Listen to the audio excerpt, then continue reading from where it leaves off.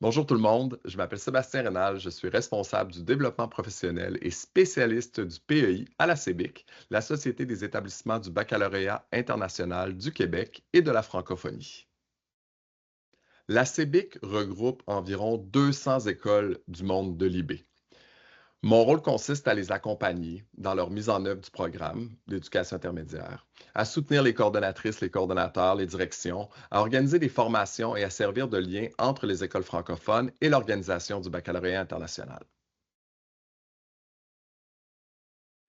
L'IB est une organisation internationale présente dans environ 160 pays du monde qui conçoit les programmes, autorise les écoles et fixe les standards mondiaux. La CEBIC, elle, c'est une association de collaboration et de soutien pour les écoles francophones.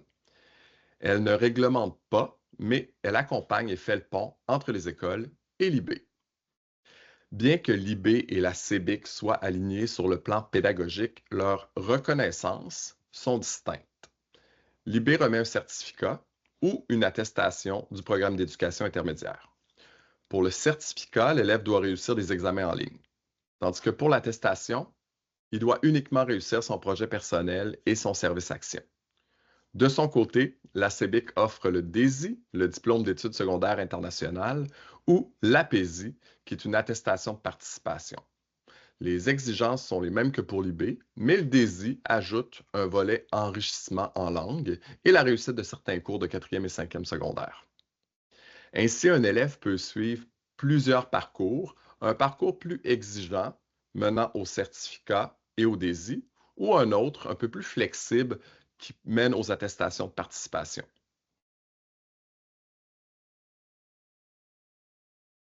Peu importe la reconnaissance, chaque élève bénéficie d'une pédagogie internationale qui développe sa curiosité, son esprit critique et son ouverture sur le monde.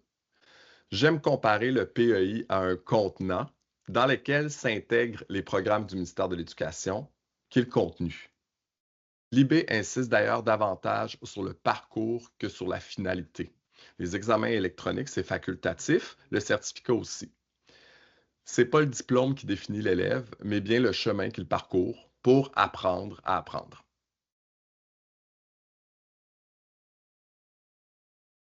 C'est une très bonne question parce que ni l'IB ni la CEBIC n'exigent de sélection. L'IB encourage même une approche inclusive où tous les élèves peuvent profiter des approches pédagogiques du programme.